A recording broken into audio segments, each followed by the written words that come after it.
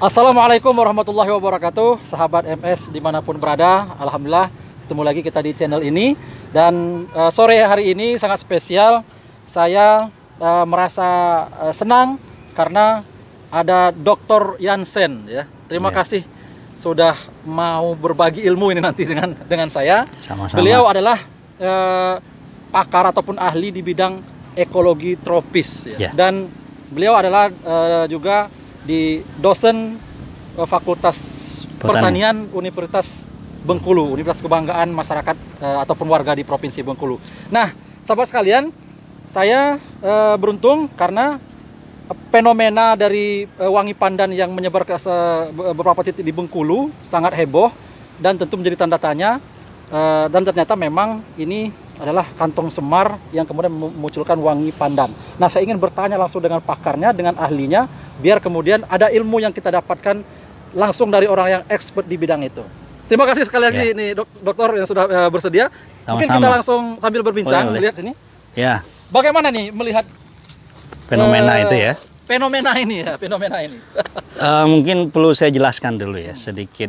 Jadi kita ini kan berada di kawasan cagar alam Danau Dendam Tak Suda. Benar. Jadi cagar alam itu kalau dalam klasifikasi kawasan hutan itu hutan konservasi. Jadi tujuannya itu adalah untuk mengkonservasi flora fauna, juga sebenarnya ekosistem. Ekosistem. Ya, makanya ini kan ditunjuk sebagai cagar alam itu kan sejak zaman Belanda itu. Jadi pembentukan dam itu juga sejak zaman Belanda. Jadi ekosistem di sini itu memang menopang. Kalau secara ekosistem ini seluas ini itu menopang kehidupan sekitar di sini, termasuk sawah-sawah itu, terutama sawah-sawah itu juga ya. Jadi itu tujuannya cagar alam itu. Dan ini sebenarnya luas. Jadi tidak semuanya danau itu kan paling sekitar mungkin 50-60 hektar. Sisanya itu kan area cagar alam. DDTS itu. Danau Dendam Tak Suda, cagar alam Danau Dendam Tak Suda. Sebagian di kota, sebagian besar masuk wilayah administrasi kota. Sekitar 508 hektar. Sebagian masuk wilayah Bengkulu Tengah, sekitar 100 hektar. Nah, kalau dalam administrasinya cagar alam ini karena di hutan konservasi memang menjadi kewenangan pemerintah pusat. Karena itu di bawah pengelolaan BKSDA. Ya. Badan konservasi sumber daya alam, Balai Konservasi Sumber Daya Alam. Memang tujuannya mengkonservasi itu. Nah, jadi ada dua tujuan cagar alam ini. Pertama, mengkonservasi ekosistemnya. Kan danau ini kan punya peranan penting secara ekologi. Betul. Secara ekologi punya peranan penting itu. Jadi dia itu memastikan ketersediaan air di sekitar kota Bengkulu ini, satu. Lalu kemudian kalau menurut tesisnya dia juga kita ini kan ada pantai itu. Itu juga sebenarnya menahan infiltrasi air laut di bawah. Oh, infiltrasi air laut di bawah. Itu, ya. Dan memang ini punya peran penting, dan danau-danau seperti ini itu sebenarnya tidak terlalu banyak ya, artinya di Bengkulu saja kan tidak begitu banyak, dan itu punya peranan penting. Dan yang sangat menarik adalah danau ini di tengah kota. Danau ini di tengah kota. Nah, sebagian sekarang tahun lalu itu kan 2019 ya, kalau 2020 itu kan sudah sebagian itu menjadi TWA. Jadi diturunkan statusnya menjadi tetap kawasan konservasi, tetapi bisa untuk wisata. Jadi ada semacam, kalau dia cagar alam sebenarnya tidak boleh diapa-apakan. Ya. Karena namanya cagar. Seperti cagar budaya, dibiarkan seperti itu. Kenapa diturunkan? Karena ada kemungkinan untuk konservasi sekaligus wisata ya. Seperti itu. Nah, yang kedua itu adalah ini konservasi flora dan faunanya ini. Konservasi flora dan fauna. Nah, ini banyak sebenarnya. Flora di sini kan banyak. Kalau catatan terakhir itu ini kan masih preliminary. Ini kan banyak ini, misalnya seperti ini paku-pakuan. Lalu kemudian jenis ini misalnya Melastomase, segala macam seperti itu ya. Termasuk lalu kemudian kayak pohon Alstonia. Nah, yang mungkin jadi beberapa hari ini jadi viral. Pamelian ini bikin viral ini ya. Jadi viral man dia ini bau pandan. Sebetulnya viral man itu bukan saya di bau orang mencium bau pandan itu, tapi sumber saya itu. Iya, betul. Saya sebenarnya kalau dia berbau kuat secara itunya ya memang seperti itu. Dan tadi sudah dibuktikan. Dan sebenarnya saya awalnya itu agak sedikit percaya kalau itu dari pabrik karet, karena saya itu melihat skala besar ya. Skala terciumnya bau itu seantero kota. Nah, setelah kita menyaksikan bahwa kemungkinan ini adalah mass fruiting, jadi mass flowering, jadi dia berbunga secara massal. Mass flowering itu berbunga secara massal. Jadi di dunia tumbuhan itu ada tumbuhan yang misalnya setiap musim berbunga, setiap musim berbunga, setiap musim. Ada yang kemudian mengalami mass flowering. Nah, saya terus terang secara pribadi itu kalau mass flowering itu yang banyak itu di hutan tropis, misalnya di Dipterocarpaceae. Dipterocarpaceae itu jenis-jenis apa meranti-merantian itu, dia itu ada superanual. Jadi 1 tahun tidak berbunga, tahun depannya lagi atau beberapa tahunnya lagi itu berbunga lebat sekali. Ada jadi juga yang seperti itu ya. Jadi kalau kita lagi dia kan buahnya itu kan seperti terbang. Jadi kalau dia pas berbuah banyak itu seperti hujan buah jatuh ke bawah. Jadi menarik sekali. Musim kapas juga ya. Kapas seperti itu. Kan? Ya, seperti itu. Nah, ini karena dia dalam jumlah yang besar. Saya lihat ini memang jumlahnya besar sekali. Catatan kita itu, catatan dari yang saya sampaikan dari Pak Wiryono itu, secara frekuensi atau kita sebut dalam ekologi itu indeks nilai penting. Indeks nilai penting itu kita lihat dari seberapa banyaknya dia ditemukan. Jadi kalau misalnya kita jalan masuk ke sini, kira-kira berapa persentase enggak kita menemukan jenis itu dibanding jenis lain? Betul. Ah, seperti itu. Ini kalau misalnya boleh. Biar, ya. Masyarakat juga melihat. Boleh. Di sini pun banyak sekali. Banyak sekali. Nah, jadi jenis itu yang saya bilang. Kalau misalnya kita lihat salah satunya ini misalnya paku ini kan, pakis merah pemanjat ini kan Santero area ini kan ada. Dia paling banyak ditemukan, ya kan? Nah, ini kalau catatan dari hasil penelitian ini kira-kira jenis ini nomor 6. Paling banyak yang mendominasinya ya. Dari jenis-jenis semak atau perdu atau jenis yang kecil, bukan pohon ya. Pohon jadi kan dokter sudah pernah meneliti Pak Wiryono jadi kolega kita itu mengidentifikasi beberapa jenis di sini. Floranya. Nanti saya bisa kasih buku yang ditulis Pak Wiryono itu. Jadi dia ini frekuensi itu nomor 6. Jadi indeks nilai penting itu nomor 6. Jadi secara tutupan atau jumlah individunya ini frekuensi kita temukan tuh nomor 6. Artinya kalau misalnya kita temukan sekitar 1000 individu, jadi kemungkinan 6%-nya itu ini ya. Individu ya. Artinya kan ini kan satu individu nih, bukan satu jenis ya.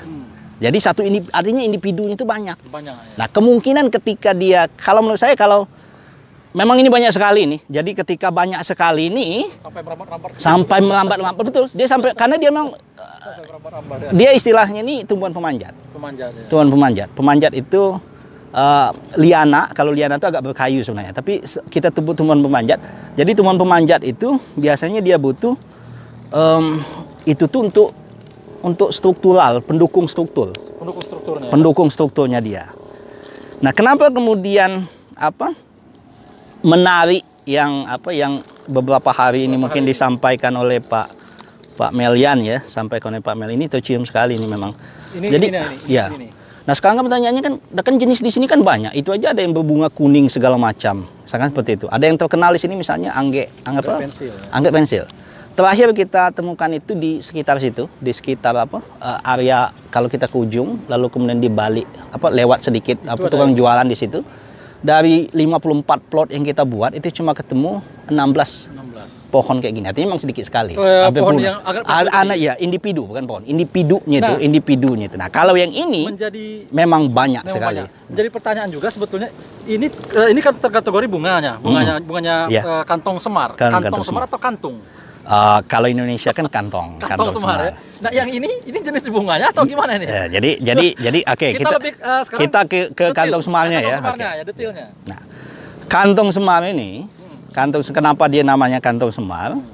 Karena dia punya kantong. Ini, Kang. Nah, ini, ya kan? Karena dia punya kantong. Nah, itu ya. Dan itu nyatu ya dengan dan kenapa disebut sebagai kantong semar? Karena kantongnya mirip perutnya semar. Mirip semar ya? Ya semar gareng petuk itu. Dan itu bukan bunganya? Bukan bunganya. Bunganya ini tadi? Bunganya itu tadi. Bunganya ini kan? Ya, bunganya yang di atas ya. Nah, itu. Terus jadi kantung semar, jadi penjelasan cara hidupnya ya. Dia ini kan tumbuhan pemanjat ya. Dia memanjat itu dengan ini. Sekarang boleh duduk nih. Nah, dengan ini. Ini namanya tendril. Ya, dia memanjat itu dengan tendril. Jadi dia kantongnya tadi itu adalah Kalau dalam istilah dunia tumbuhan ini salah satu bentuk adaptasi. Ya, jadi mungkin kita pernah dengar teori evolusi ya, mungkin ada juga yang tidak setuju ya, tapi dalam teori evolusi itu sebenarnya bukan yang kita dengar manusia dari monyet segala macam. Itu mungkin ada spekulasi seperti itu.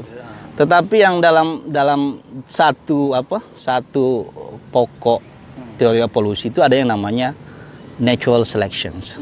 Oh, penyeleksian seleksi alam. Seleksi alam. Jadi itu backbone-nya itu tulang punggung. Tapi karena kita disampaikan terkait dengan hal yang lain, maka kita seringkali anti. Jadi natural selection. Nah, natural selections itu ada satu yang namanya survival of the fittest. Survival of the fittest. Ya, jadi yang survive itu, yang bertahan itu adalah yang paling mampu beradaptasi. Bukan yang paling kuat, bukan yang paling kuat itu bisa jadi salah satu strategi. Tapi bukan satu-satunya strategi. Dalam dunia tumbuhan, dalam dunia manusia juga. Manusia ini bukan makhluk terkuat itu, bukan makhluk paling cepat larinya. Tapi manusia itu yang paling dominan. Ya, seperti itu ya. Jadi kita balik ke kantung semar ini. Kantung semar ini adalah bentuk adaptasi puluhan ribu tahun. Jadi ada banyak spesies yang seperti kantung semar ini yang menangkap serangga. Tidak hanya kantung semar. Tapi yang paling fenomenal kantung semar ya. Karena di kita. Oh, di kita ya. Ya, jadi kantung semar ini menyebarnya dari Madagaskar di sebelah Afrika, Sri Lanka, bagian selatannya India, Southeast Asia, Indonesia, Sumatera, lalu sedikit ada di Papua Nugini, di Papua, plus di Australia bagian utara, di bagian utara, di Queensland bagian utara. Nah, surganya kantung semar itu Indonesia. Indonesia ya. Sedunia itu ada sekitar 170-an spesies. 160-170 spesies. Hampir 70-annya ada di Indonesia. Dan kenapa dia cenderung di rawa-rawa ini? Karena salah satunya seperti itu ya. Jadi tumbuhan itu untuk hidup tadi itu. Jadi kalau kita lihat itu kan, ini kan kenapa? Pertanyaan itu pertanyaan klasik itu. Klasik itu ya? Pertanyaan klasik. Kenapa sangat banyak di rawa? Di tropis itu kenapa biodiversitas itu sangat tinggi? Itu menjadi anugerah bagi kita sekaligus tanggung jawab sebenarnya. Karena biodiversitas kita semakin sehari semakin semakin menurun ya. Kenapa dia di rawa-rawa ya? Salah satunya adalah karena dia sudah beradaptasi dengan kondisi ini. Kan tidak semua orang suka miskin hara. Ya. Ini dia udah kebiasaan miskin, jadi miskin terus dia. Tapi dia punya strategi. Strategi. Artinya apa? Dia punya itu tadi. Kantung tadi. Itu adalah bentuk, kalau dalam ekonomi itu namanya competitive advantage-nya. Keuntungan kompetisinya. Jadi ini kalau yang ini mungkin punya strategi lain. Dia salah satu strateginya. Dia memang hidup antara lain di rawa-rawa, rawa gambut.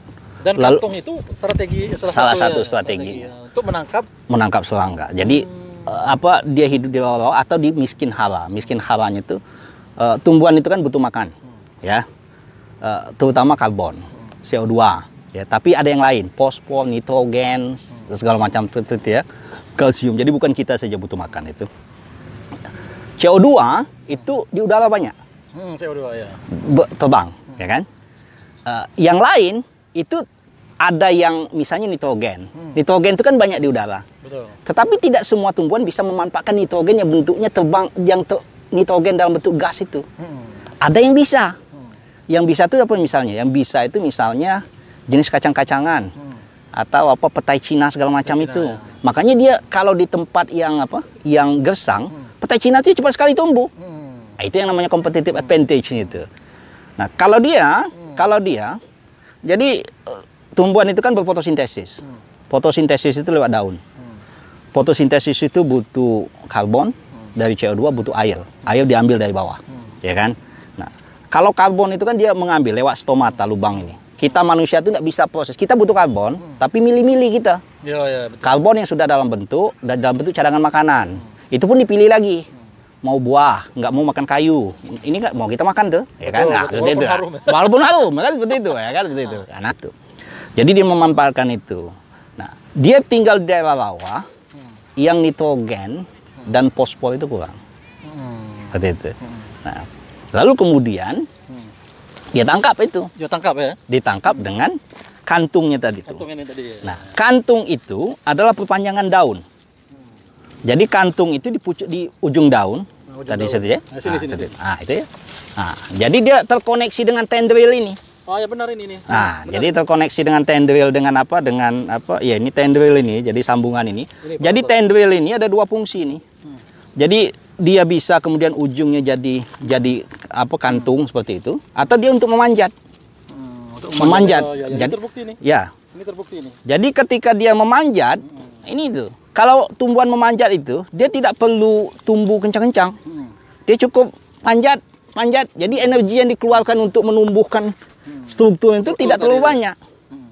Jadi hidup ini perlu strategi katanya. Iya. Jadi perlu strategi. Ini luar biasa. Ya, jadi perlu strategi. Artinya kalau kita kembali ke agama kan, ini betul. kan subhanallah kan. Ya betul. Ibaratnya subhanallah begitu detail. Ya. Allah menciptakan tumbuhan-tumbuhan dengan berbagai strategi cara dia. Ya. Misalnya kita ambilin sini Kang, biar nggak rusak kan. Ya. Nah, biar nggak rusak. Jadi ini nggak ada. Ya, salah satunya seperti itu. Di dalamnya ada enzim itu membantu apa? Jadi ketika hewannya masuk ke dalam, kan hancur itu ya. Nah, di dalam itu kan ada enzim tuh.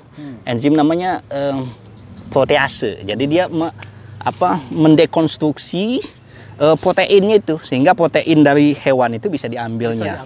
Kemudian diambil jadi semacam kita lah itu, semacam asam lambung. Tapi karena dia tidak punya gigi, kan kalau kita dihancurkan dulu tuh. Kalau dia masuk langsung ke dalam, jadi kira-kira langsung dimakan set asam lambungnya. Seperti itu. Jadi ini namanya adalah tumbuhan karnivor. Jadi tumbuhan pemakan serangga. Tumbuhan pemakan hewan karnivor ya. Tapi sering juga disebut dengan insektivor karena dia lebih banyak memakan serangga, insek. Nah, lalu kemudian di dalam itu ada banyak bakteri. Membantu penghancurannya itu. Membantu proses penghancuran. Tapi juga ada mikroba yang dia kan punya senyawa dalam itu ya. Ada enzim, ada senyawa penghancur ya. Karena kalau ndak ada semacam senyawa asam segala macam, hancurnya ndak cepat itu. Iya, jadi dihancurkan. Lalu ada bakteri yang tahan terhadap senyawa itu. Sehingga apa? Sehingga bekas-bekas sisanya itu dia yang makan. Kan pasti ada sisa itu. Pasti ada sisa. Sama lah seperti kita buang air kan pasti keluar tuh. Kan tidak semuanya jadi daging tuh. Ya kan? Buang air keluar. Kotoran kita itu ada bakteri, E. coli segala macam yang menghancurkan itu, Lalu kemudian itu seperti itu juga. Sehingga apa? Sehingga kita tidak akan menemukan ini penuh. Iya, itu nggak akan penuh ya. Nggak akan penuh. Nggak akan penuh. Jadi itu magnificent, itu keajaiban. Lalu kenapa pandan? Kenapa baunya menyebar? Ini kan ada belum tercium kan? Tercium bahwa mirip dengan yang tersebar itu. Iya. Ya. Kenapa? Jadi seperti ini. Kenapa ini kira-kira? Ini satu menarik lagi ya. Jadi tumbuhan itu seperti lagi tadi, dia punya strategi masing-masing. Ya. Tumbuhan di dunia ini kan ratusan ribu spesies. Spesiesnya beda-beda, strateginya beda-beda. Salah satu strateginya itu ada yang kita sebut sebagai dioecious. Dioecious itu adalah tumbuhan berumah dua. Ya. Jadi dia ini istilahnya LDR lah. Long distance relationship, ya kan? Kalau serumah 4 miliar pulang ke rumah langsung ketemu istri, plug selesai, gitu kan? Ada kan seperti itu kan? Jadi kan, lalu kalau ini jauh dia, walaupun dekat ya, artinya kan tumbuhan kan tidak bisa bergerak. 1 meter itu bagi tumbuhan jauh, 2 meter, 3 meter, 10 meter itu kan jauh. Kalau bagi kita kan, bisa berjalan. Dia tidak bisa bergerak, ya kan? Ada dioecious. Dioecious itu tumbuhan berumah dua, ya. Berumah dua itu bunga jantan dan bunga betinanya berada di individu yang berbeda. Di individu yang berbeda. Jadi bukan hanya di bunga yang berbeda, tapi di individu yang berbeda. Ada yang monoecious. Monoecious itu bunga jantan dan bunga betinanya terpisah, tapi di individu yang sama. Pernah lihat jagung nggak? Pernah. Jagung itu kan buah jagung yang di bawah tepulir, kan ada rambut-rambutnya tuh, kayak pirang itu kan. Itu untuk meng-attract itu. Jadi attract itu tidak hanya bau, bisa aja dia rupa. Jadi ada orang mungkin tertarik dengan lawan jenis itu, baunya, makanya pakai deodoran biar tertarik itu. Ada yang rupa langsung, langsung lihat pandangan pertama begitu menggoda katanya kan. Nah seperti itu ya. Lalu kemudian kalau jagung itu dia monoecious itu, jadi di atas itu ada bunga jantan. Jadi dia tidak perlu jauh, dia biasa kalau itu dia angin ya. Jadi cukup dia jatuh, ditangkap oleh rambut pirangnya si bunga betina tadi itu. Kan itu selesai, ya kan? Kalau ini, kalau dia mau mengandalkan angin, nggak bakal sampai. Nggak bakal sampai ya. Sampai kiamat dia nggak nikah-nikah ini. Bujang tuo. Berarti bujang labu. Ini laki-laki. Laki-laki. Ini bunga jantan. Ini bunga jantan. Jadi yang termasuk yang harum ini ya. Ini harum. Sebenarnya dua-duanya harum karena dia dua-duanya harus memikat. Ya, jadi dalam yang jantan, yang betinanya yang mana nih? Betina yang kita lihat di ujung tadi. Sini. Ya. Kita lihat betinanya. Ini bunga jantan. Jadi kita lihat di sini bunga jantan itu yang paling penting dari bunga jantan itu adalah dia punya ini namanya sarinya, polennya. Jadi itulah yang kemudian alat reproduksinya yang mau membuahi betina. Dan itu sangat harum ya. Sangat harum, ya betul. Ini anunya. Jadi harumnya itu bukan hanya dari sini, harumnya itu bisa dari kelopak sini segala macam. Nanti kita lihat anunya. Jadi memang ada mekanisme oleh tumbuhan. Jadi karena dia berpisah rumahnya, otomatis kan. Kita cari yang betina. Ayo kita cari yang betina. Ini jantan ini ya.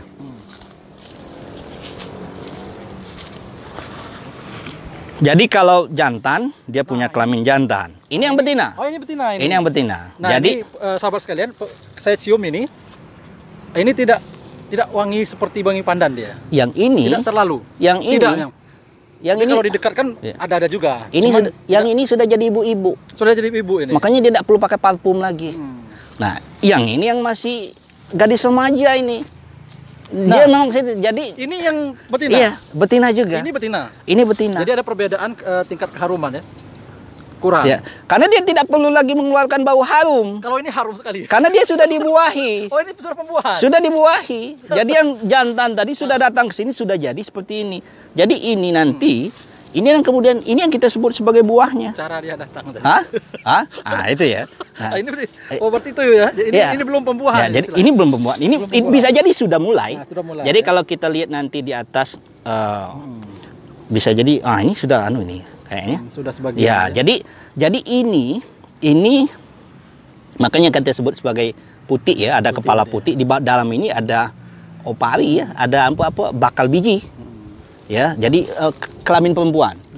Ya, gitu ya, kelamin perempuan. Jadi kalau ini memang kadang jenis yang berbeda itu agak berbeda. Kalau yang buah yang itu tuh dia memang bulat-bulat biasanya, agak lebih bulat ketimbang yang ini. Ya. Jadi istilahnya tuh jangan juga teman-teman sekalian pada saat datang misalkan mencoba tercium yang ini nggak bau seperti bau pandan kan? Karena ini tadi kan perbedaan ini tadi kan? Ini sudah dibuahi. Sudah dibuahi. Nah, jadi kenapa seperti itu? Karena seperti tadi, dia butuh bau itu dikeluarkan. Istilahnya tuh memikat tadi. Flower scent. Jadi flower scent itu aroma. Aroma bau itu dikeluarkan. Salah satu mekanisme oleh tumbuhan yang dioecious itu, yang berumah dua tadi itu, karena dia jauh, dia butuh perantara nih. Perantaranya. Butuh mak comblang. Pakai perantara sehingga bisa kawin. Bisa kawin tadi itu. Perantaranya adalah biaya kawin itu kan mahal, Pak Melian. Iya, betul. Ya. Ini berapa itu antaran aja berapa? 15, 30. Ya. Ada yang tergantung dengan itu dari aspek ekonomi ya. Dalam aspek biologi, reproduksi itu paling mahal. Paling mahal, betul. Karena apa? Itulah kemudian ibu-ibu itu hamil 9 bulan itu energinya besar sekali. Energi besar sekali. Makanya disayangi maknya. Maknya disayangi. Iya, istrinya ya. Karena memang reproduksi itu energi yang paling besar itu adalah reproduksi. Jadi perantara tadi dia mengeluarkan bau. Bau itu untuk memanggil, memberikan signal ya, kepada agen polinator, agen penyerbukan. Yang kemungkinan sebagian besar ada serangga. Serangga ya. Serangga. Agen tadi, mak comblang tadi. Mak comblang tadi. Bisa semut, bisa kumbang-kumbangan, bisa kemudian mot itu ngengat ya bisa kupu-kupu. Kalau dia malam hari kencang, kita cium bau itu malam hari sangat kentara. Nokturnal artinya. Jadi ada kemungkinan memang bahwa yang menyebutnya adalah hewan malam. Ya. Jadi semakin dini hari dia itu semakin bisa aja seperti itu. Nah, jadi dia paling kemungkinan puncaknya ketika terbau kemarin itu adalah puncak polinasi. Jadi dia karena apa? Karena mengeluarkan bau itu butuh biaya, Pak. Ya, butuh biaya. Jadi dia harus makan lebih banyak. Nah, jadi dia butuh biaya itu. Nah, karena dia butuh biaya, makanya bau itu tidak selamanya dia keluarkan. Jadi yang penting-penting saja. Jadi beli parfum mahal itu jangan tiap hari dipakai kan. Dan pada saat yang bersamaan kenapa heboh itu artinya kan bisa jadi dia mass flowering dalam banyak tadi, mass flower tadi bersamaan. Itu di bawah angin. Iya, seperti itu kemungkinannya. Harumnya itu di bawah angin. Iya, nah itu yang saya bilang, saya tidak terlalu 100% kalau dia berbau kuat ya, tapi bagaimana dia sampai itu yang belum terpecahkan. Ya? Ada kemungkinannya itu karena malam hari itu kan apalagi kita lihat kemungkinan kemarin itu kan ada perubahan suhu di kita ya, yang lebih dingin. Seperti itu. Jadi ketika dia itu dingin itu kan optimal naik itu. Dan kita tahu malam hari itu kan angin itu kan angin darat. Udaranya dari darat ke laut. Ya kan? Kalau siang itu kan dari laut ke darat. Jadi dia lebih dari arah timur ke arah barat kalau kita kan seperti itu. Itulah istilahnya malam itu juga semakin menyengat itu ya. Bisa jadi seperti itu. Nah, udara tadi juga. Ya, nah jadi balik ke cerita ini tadi, dia mengeluarkan aroma untuk memanggil serangga, untuk memanggil itu. Jadi semakin dia bau, semakin memikat, semakin datang. Semakin comblang. Karena apa? Karena di dunia yang seperti ini itu banyak sekali strateginya. Ada yang misalnya, jadi ada namanya reseptor atau kemoreseptor. Jadi dia tuh ngirim signal. Jadi seperti kita lah ya. Dia ini ngirim signalnya ke hewan tertentu. Karena apa? Karena ada kemungkinan herbivore yang dia tidak suka malah datang. Dia nggak mau itu. Nggak mau itu. Dia nggak mau hewan yang makan daun.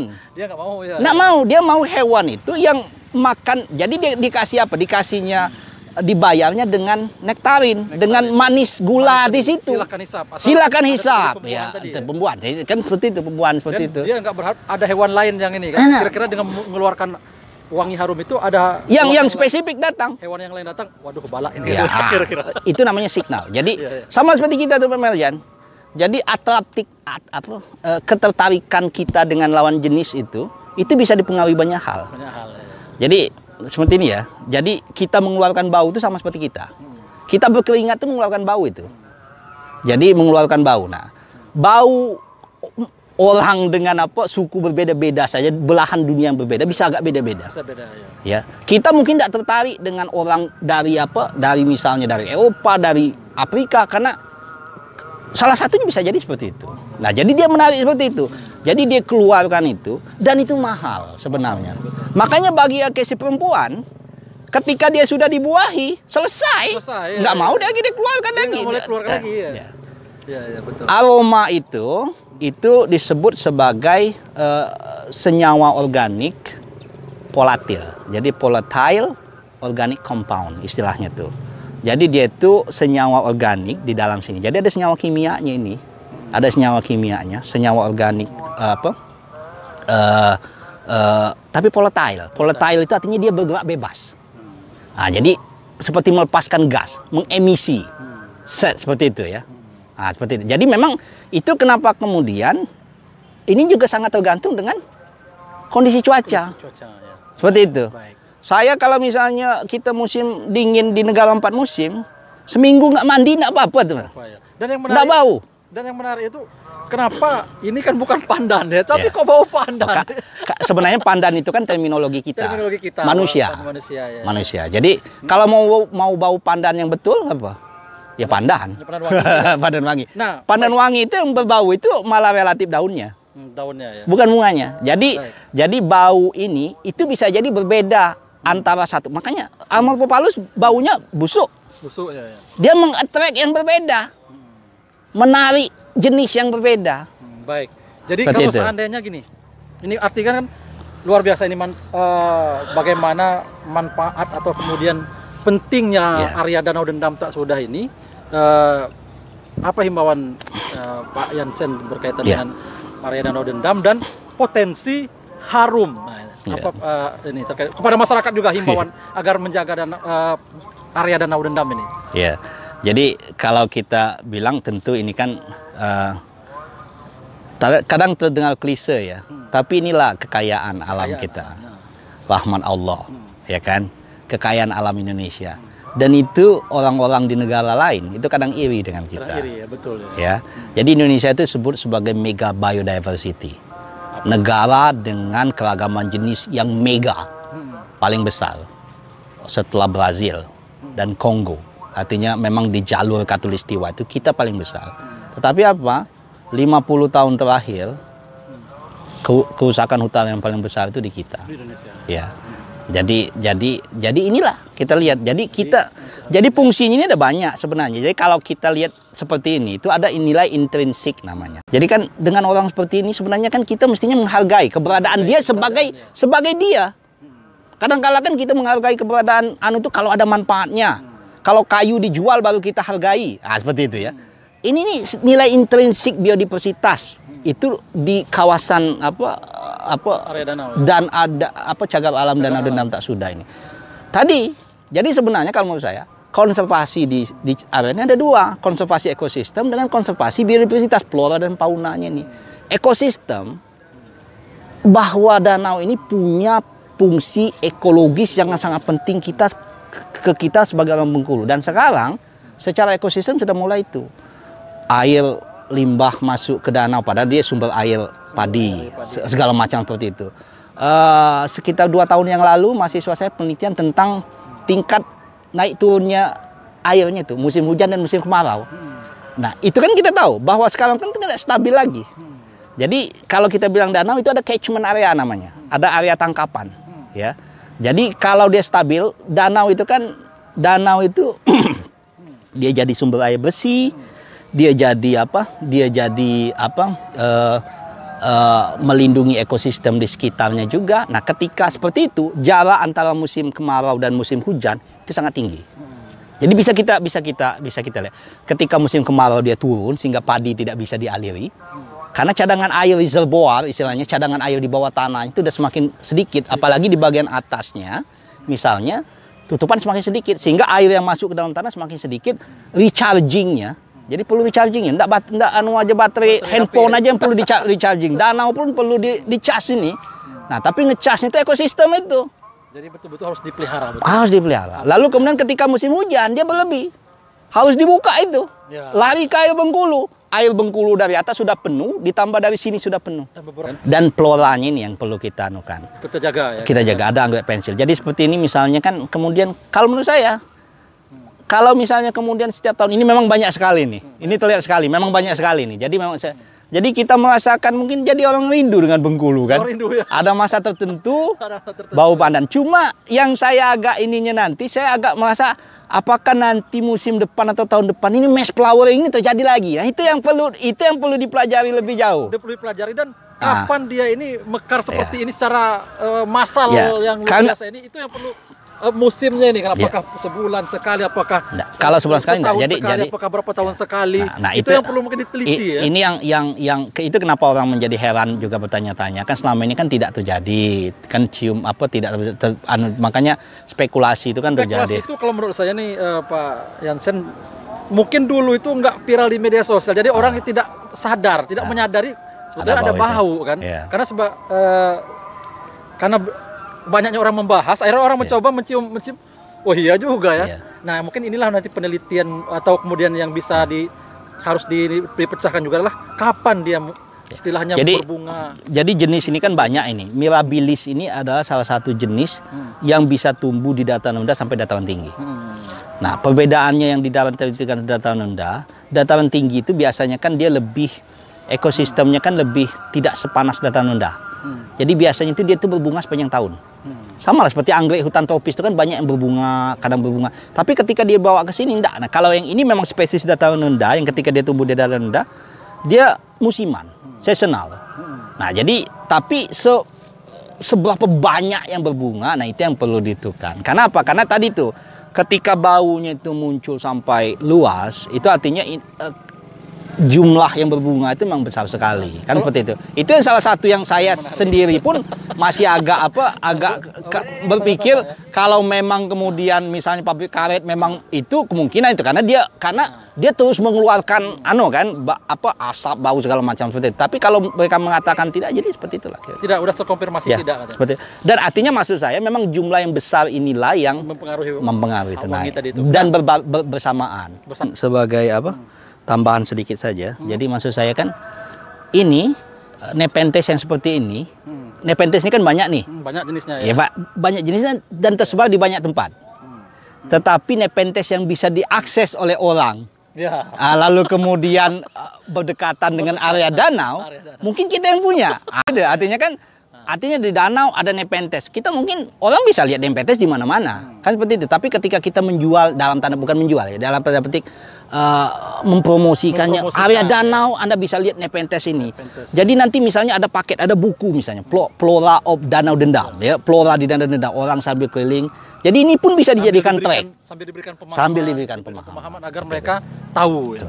Ini sangat luar biasa sekali. Lalu kemudian misalnya di sini kita kasih ada misalnya apa?